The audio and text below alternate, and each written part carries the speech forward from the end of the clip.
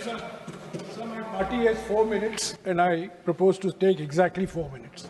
Sir, in these 4 minutes, I would like to place before the Honourable Finance Minister 4 questions to which I was expecting answers from the budget, but for which I am still seeking the answers.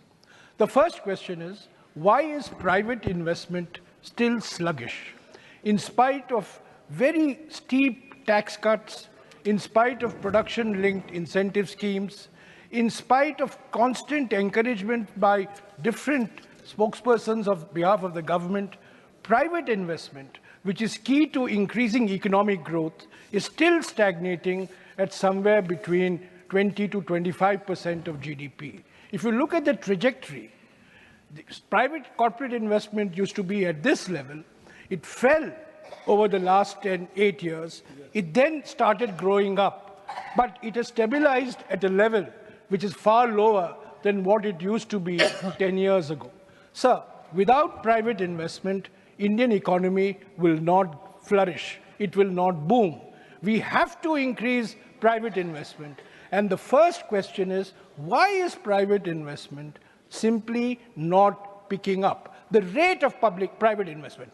Private investment is, of course, increasing, but as a proportion of GDP, private investment is still very sluggish, and we are not going to hit the 8% growth target unless we are going to stimulate private investment. Now, there are various theories why private investment is not growing up. It is not growing up because of an atmosphere which is not conducive to private investment. Private investors are actually moving abroad and seeking citizenship of different countries. The economy is going through oligopolization in different sectors of the economy. But whatever the reason, I think this is a question that the Honourable Finance Minister will have to address, not today, but in the context of the next budget in February or thereabouts next year. So the second question, why is manufacturing as a proportion of GDP falling? Now, we are all in agreement. There can be no argument that manufacturing must flourish, must deepen in our country. But instead of increasing, manufacturing as a proportion of GDP has actually come down from something like 16.5% of GDP to about 14.5% of GDP. And I'll give you one simple example, which is a very telling example. In 2013-14, garment exports from India was $15 billion.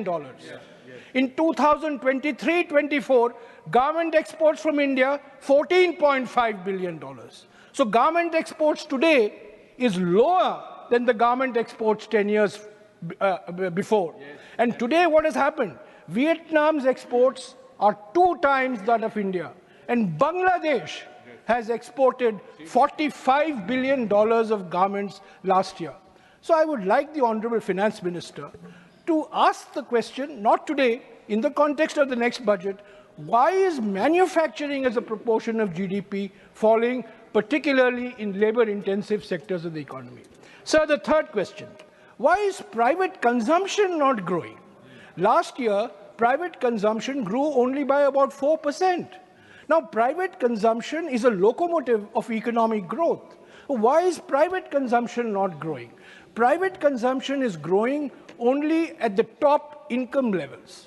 Sir, today, over 50% of all automotive sales in India are SUVs, the sports utility vehicles. It's no longer the entry Maruti vehicles, it's all the sports utility vehicles. Now, what does this show?